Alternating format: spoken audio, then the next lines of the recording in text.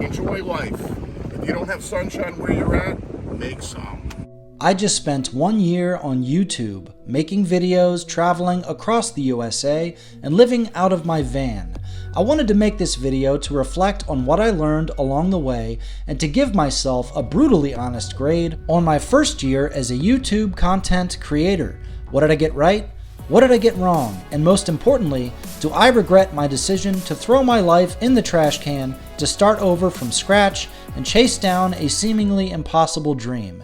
If you're thinking about starting a YouTube channel yourself, or are simply curious about what goes on behind the scenes for new creators, this video is tailor-made for you. So buckle up and let's dive right in.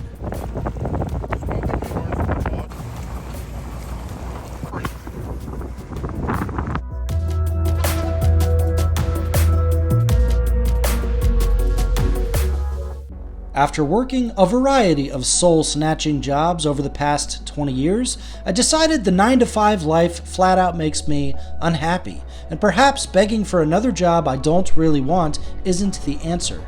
I'm trying to save your fucking life. What fucking life? What fucking life?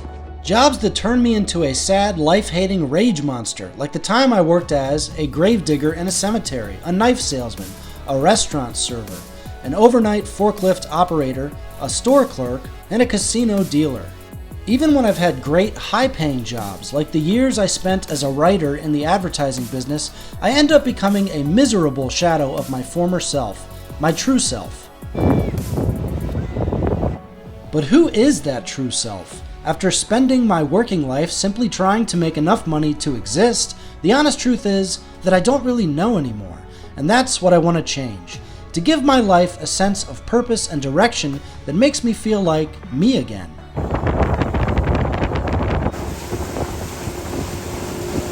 And that brings us to where I am today, wandering around this beautiful country as I have for the past year, trying to determine whether life can be full of excitement and adventure as I once dreamed, or if I'm doomed to continue my endless loop of unfulfilling, meaningless, so-called careers. It's an imperfect world. Almost. So, how has this decision of mine to start a YouTube channel worked out so far? Well,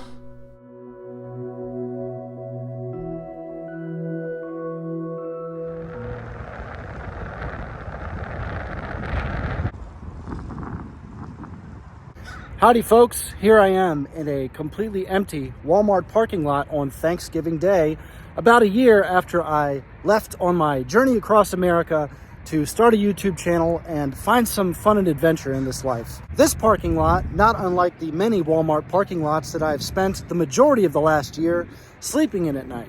So thank you, Walmart, for making this journey possible with your unbeatable rates for hotels, which is $0 a night.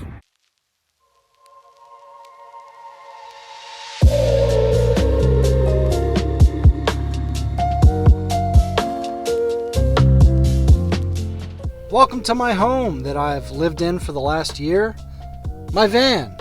As you can see, I've got a nice comfy futon mattress to lay on. I've got a nice warm sleeping bag, got a couple of pillows right there. You'd be shocked at how little you need to survive and be relatively comfortable. All I have is a van and a phone, sleeping bag, a couple pillows. That's all I've needed, man. A minivan and an iPhone. I've made over 150 videos this year with just those two things.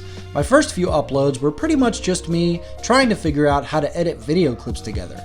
There was a lot of experimentation, there was a lot of cringe. I was learning to tell stories using whatever was around me, or as I like to put it, making chicken salad out of chicken shit. Like filming birds in a parking garage.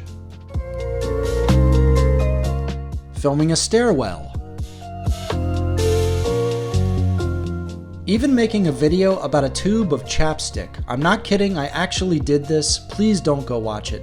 It's been a long year of non-stop grinding, trying to get better at making YouTube videos, a little bit of imagination sprinkled in, a van, a phone, and lots of fast food.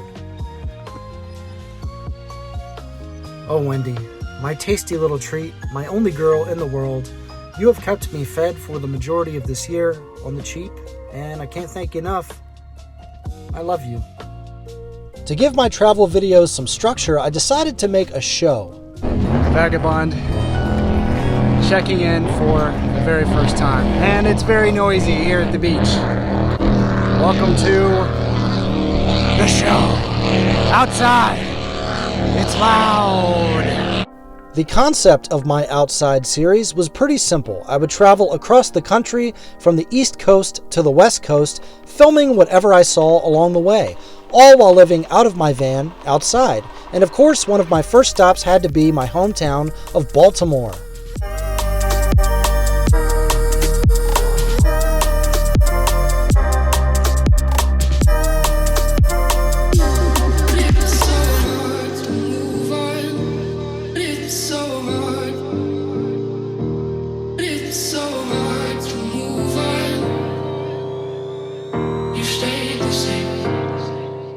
I have not released a video since Halloween, and it is now December. One of the reasons it's taken so long is that it was really hard for me to go through all of this old footage because it is so bad. The editing is terrible, the sound quality is terrible, and it's just a meandering mess. But it was the best I could do at the time, and it shows the growth I've had over the last year. Every video I try to make a little bit better than the last one, and that's the best I can do. Those of you on the outside decks, please hold your ears. You're going to hear 4 very loud blasts on the whistle. Hold your ears. It is very loud.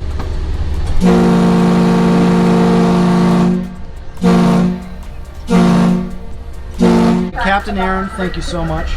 Appreciate it. Cool guy. Met him at a bar. That's why you go to bars in cities like this. You meet cool people like Captain Aaron. Well, this has been Pittsburgh from the river. My plan, if you can even call it a plan, was to drive into random cities that I had never been to before and film it and see what was going on. And that's exactly what I did, from Pittsburgh to Cleveland to Detroit to Chicago.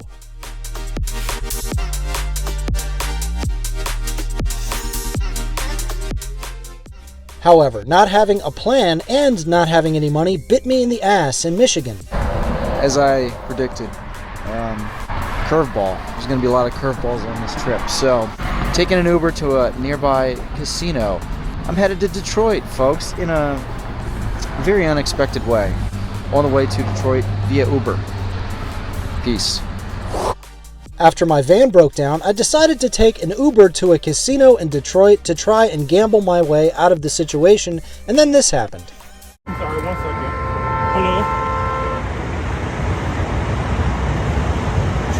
I just got into We just got into a fucking car accident, dude. We just got into a fucking car accident. I wasn't even looking up. I was looking down at my phone in the back seat. And we're fucking... Welcome to Detroit.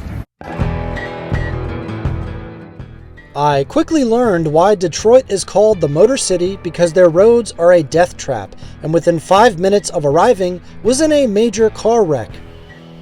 After Detroit, I went to Chicago where I did a bunch of random shit like break into Soldier Field where the Bears play and visited Al Capone's favorite bar as well as Al Capone's gravesite. As winter began to set in, I decided to start heading south and ended up in St. Louis, where I took a little trip to the top of the famous Arch, America's gateway to the West.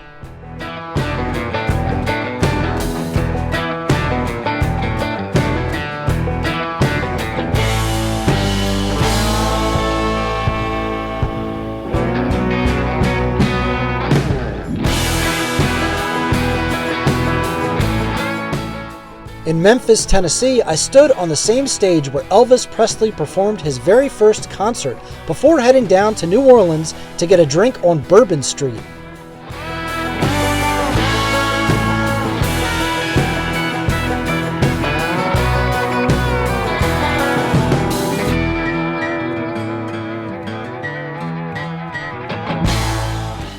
From there, I headed west to Dallas, Texas, and Dealey Plaza, where JFK was assassinated in November 1963.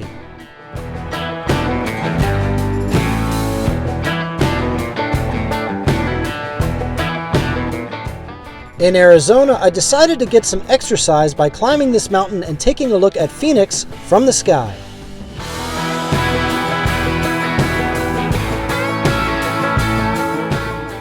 I made sure that by New Year's Eve I was in Las Vegas to watch the fireworks from the Strip, something that I've always wanted to do.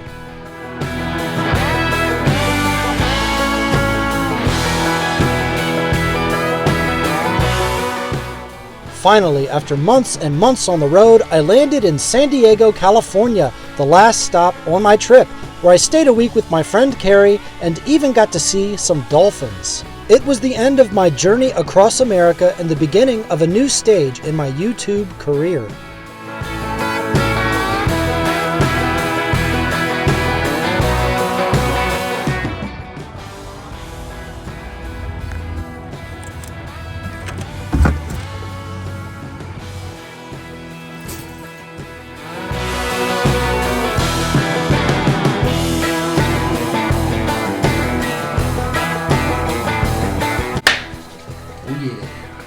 I love wings. Gotta have blue cheese. Can't forget that. Let's see how these are. Anchor Bar, the original buffalo wing in Buffalo, New York.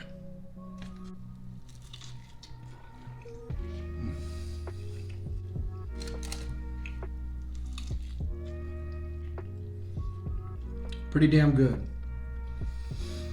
I'd say 7 out of 10. 7.5.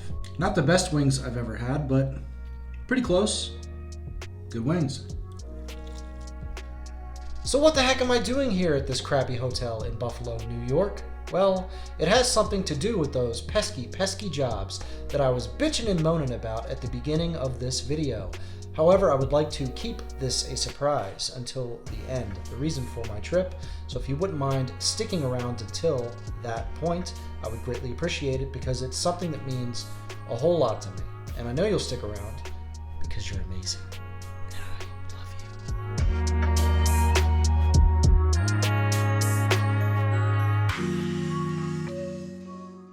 Like I said before, one of the reasons it took me so long to finish this video is because rewatching my old stuff was painful. It's hard to hear that lack of energy in my voice. That was me at my lowest and most depressed, throwing up a Hail Mary to the YouTube gods. But when I finally reached the West Coast, I perked up a little bit and began getting some mostly positive feedback on my most recent videos.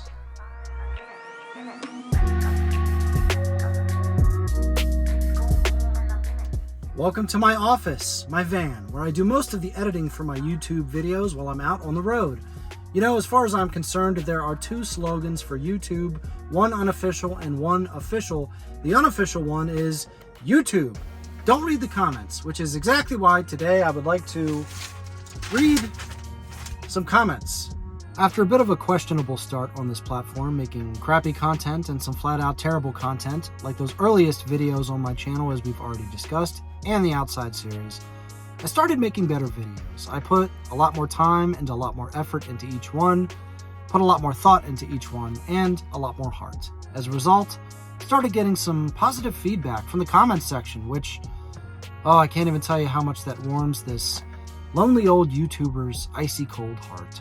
Like this video, where I discuss the evils of gambling, how I had a 20-year addiction to gambling, and how America now has an addiction to gambling. Or this video, where me and my good friend Mike travel over 1,000 miles to Wisconsin to set up a Bitcoin farm in the middle of nowhere. So, let's read some of the top comments from these newer videos. This is very well made. Keep at it. I'm sure you'll make it to 100,000 subscribers, maybe millions within a few years. I could not agree more. I love the optimism. Let's make that happen. Next comment. Very informative and edited good. I hope your journey and everyone involved continues to grow. Couldn't agree more. I have loved every single person that I've bumped into this year and can't wait to bump into some more people next year. Year 2 of YouTube. All right, this has to be my favorite comment of all time. Good video. Love the brevity. That's my style. Say as much as you can in as few words as possible. That's writing. Good video. Great comment. I am very, very proud of this channel, but it is not exactly blowing up. And I know I could do a lot of things better, and I've made a lot of mistakes. Erevis217 is here to point some of those out for me, which I do appreciate. I love great comments, happy comments, positive comments, but I also love critical comments. Here's one. From glancing at your channel, you seem to be kind of all over the place. That could not be more accurate. That is 150% true. And the reason for that was actually intentional. When I started this channel, I didn't want to get pigeonholed into doing the same type of content over and over and over. I thought that would get boring. I wanted to do whatever was interesting to me. I wanted to make videos about whatever I felt like. But that is not exactly the winning strategy for YouTube. YouTube pretty much says, do one thing over and over and over again. So that was a critical strategic mistake, but an intentional mistake. Anyway, he also says, or she, he or she, I'm not sure if it's a he, she, him, they, whatever they are.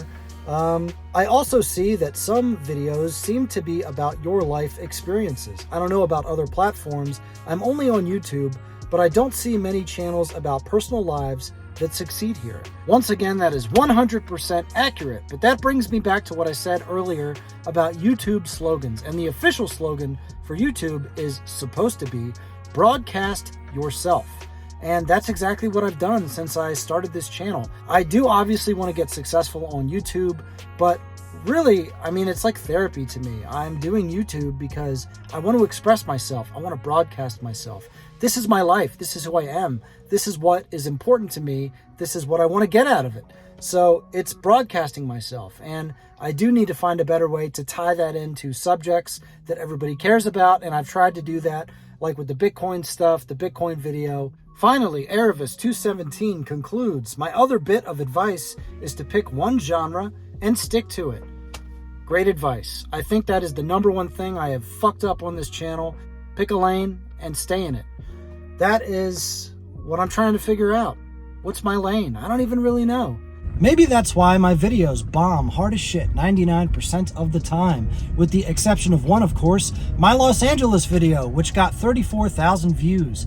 Pretty amazing. Speaking of bombs, my Halloween video from October, the last thing I put out, did not do nearly as well as I was hoping for, which is the case for most of my stuff, and it got me a little bit sad, a little down, a little depressed.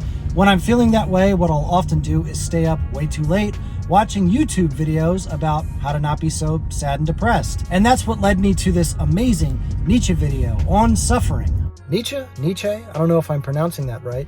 If you happen to be smarter than me, which you probably are, feel free to leave a comment correcting me if I'm butchering that name. Nietzsche was essentially just this super smart philosophy dude from back in the day, and he's back on YouTube to learn this idiot a thing or two about this here life, which I'm always down for. So I'm watching this video on suffering. I'm sleeping in my van in a Walmart parking lot. I haven't showered in a couple of weeks, and I'm suffering. I've been suffering in this van for over a year, and even though it's self-inflicted suffering, it's suffering all the same. So I decided to leave a comment and just kind of tell my story. I said, more or less, I'm living in my van for a year, trying to get this YouTube channel off the ground, and it's not exactly going great. As a result, people started to comment back. People started to visit my channel, check my stuff out, and I got a ton of new subscribers out of just leaving a comment on this Nietzsche video, which was freaking awesome. So if you were here from that Nietzsche video, I want to say thank you. You guys really helped get me out of my depression. I needed that so bad, you have no freaking idea. Like this guy who says, saw you in a Nietzsche comment section, so I came here to support you. Pretty please be strong, stranger on the internet. Faith in humanity restored. Many of the people who replied to that comment or came to my channel for the first time to check it out were very supportive. They had a lot of very nice things to say. They found the story inspirational, and I can't thank them enough for all that kindness. It made my day, my week, my month, my year. I really needed that. The support that I hadn't really felt yet as a YouTuber. You know, that community that you need. So that was great. But it wasn't all sunshine and rainbows. There were a few people who didn't appreciate the way I'm living my life, so let's get to those comments. Like this fine human being who says, Put up the cleats and get a job. Crying emoji, crying emoji. I guess put up the cleats and get a job is his way of saying give up on your dreams.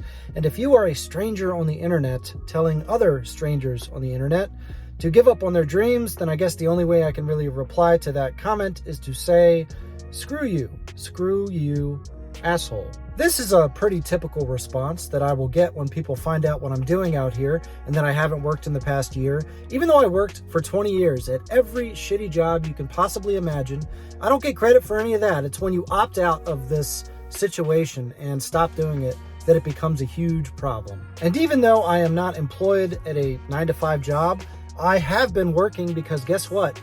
I've been traveling all over the country and you need money to do that. I've been door dashing all across the country, and everywhere I land where I know somebody who needs help, I give them a hand doing all manner of construction work. I just finished framing the basement of this mansion in North Carolina. Before that, I was ripping up concrete floors in Westminster, Maryland. So the idea that I'm not working is fucking ridiculous because I need money to get around and do what I'm doing. I'm also working on my video shit for free, which I've been doing for a year because it is my passion. So anybody that wants to come at me in the comments like I'm a lazy bum, how about you go to work at your job for the next year and stop taking your paycheck and come back at me and we'll have a discussion about the meaning of hard work then. Go do it for free for a year. Here's another gem from the give up on your dreams and get a job crowd. You've been living in your car for over a year just because you don't want to get a real job and actually work. Correct. So you want to just talk to a camera for a living like all the Zoomers. Once again, correct. You can't just not work because you don't want to. Watch me. You know, I could spend all day going over statistics and figures that explain why I would rather be homeless and live in my van than continue this 9-to-5 rat race bullshit that is making our entire nation fucking miserable. But instead of doing all that, I found one single article that has been making the rounds in media in the last month or so that sums it up just perfectly. The reason that after 20 years in the workforce, I came to the conclusion that the 9-to-5 grind was a scam is because turns out it is a scam. The American dream costs far more than most people will earn over their lifetime. $3.4 million to achieve milestones in life such as buying a home, having children, and retirement. What's retirement? Oh, a retirement? Oh, that's after you work 40 years in a job you hate, so you save enough money to do things you love, like, I don't know, painting, like music or theater. I know, I'll skip all that and become an actor today. What the hell you say? But here's the problem. The median lifetime earnings of your average American worker is only $1.7 million. That is a pretty big gap. And you can say what you want about the American people. We may not be the sharpest tools in the shed, but we know a good deal from a bad deal. We know a scam when we see one. And this is a scam. This is a shitty deal, which is why you have all of these younger people who people love to say, oh, young people, they don't like to work these days. They're lazy. They don't like working. They don't like being exploited, which is what this is. This is exploitation, and it's a shitty fucking deal. People aren't stupid. They don't want to accept a shit deal. And how do people make up that difference between the $1.7 million they make and the $3.4 million they need? They go into massive debt holes, which is what America is now. It's one giant debt colony. And if you dare not participate in it, you get bullied by strangers on the internet who tell you to shut the fuck up and just get back to work because it's what everyone else is doing and misery loves company. I know a lot of people who are successful on paper but are absolutely miserable. I don't know if I know any truly happy people because this country doesn't create happy people, it creates productive people. They've all either expressed to me recently how they'd like to commit suicide, or they have to drink themselves to sleep every night to be able to go to bed, or shove pills in their face all day long to get through a fucking day. Shit, at this point, I think I know more dead people than living people, thanks to all of those deaths of despair that they so lovingly refer to in the media these days. Look, all I'm saying, my whole point here, is that the work-life balance in this country sucks, and I don't want any part of it. I would much rather die alone in this van in the freezing cold by myself than participate in that shit anymore. It's a recipe for misery, and I may be cold and lonely and hungry and tired, and my future is uncertain and all those things, blah, blah, blah. I am actually happier out here than I was at the peak of my earnings where I was making 6 figures plus. So, I don't know, make of that what you will. I'm free, and I'm happy. It's not hard work that I'm afraid of. It's spending 8 hours in a box that makes me want to jump off a bridge so I can afford to spend the other 16 hours in the day in an overpriced box like this. But before you send more vitriol my way, let me tell you why I was recently in Buffalo, New York.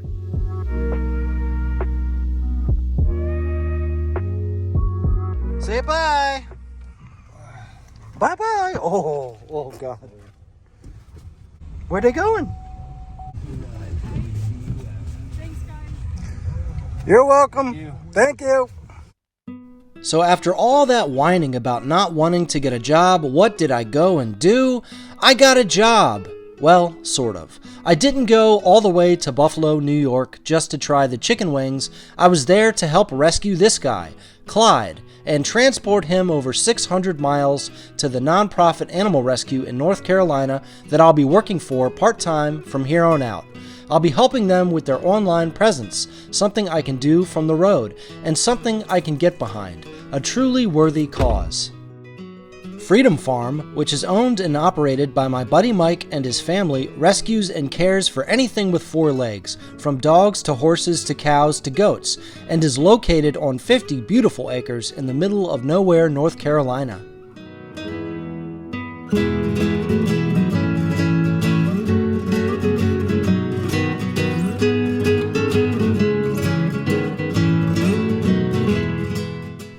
The big problem with all those crappy jobs from my past was that I was essentially just helping rich people get richer so I could afford to exist.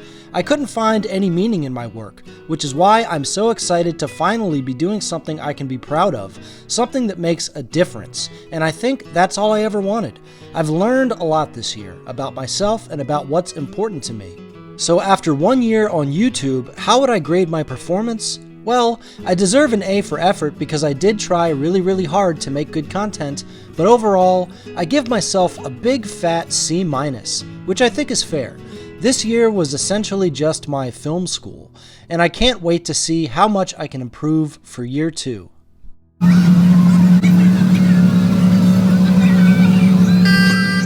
Yo!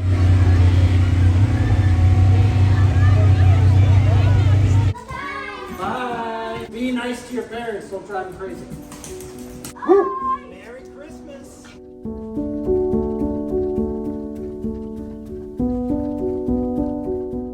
After spending the past 2 months on the farm helping out the animals, plus helping Mike with his construction business, I've got some new upgrades, like this fancy new computer, which will help take my video editing skills to the next level.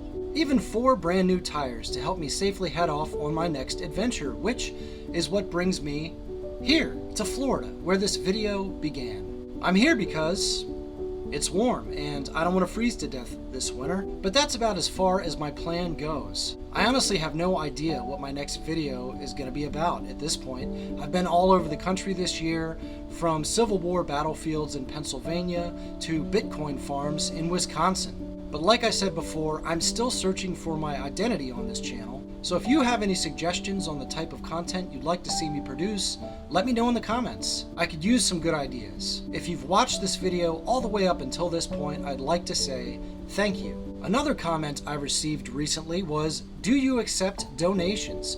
The answer is no, but those dogs at Freedom Farm do. So if all that annoying money is just burning a hole in your pocket and you're feeling extra generous this holiday season, help buy them some kibble with a donation. A link to the website I built for them is in the description below. So until next time, Merry Christmas, Happy Holidays, and a happy New Year. Thanks for watching. Peace.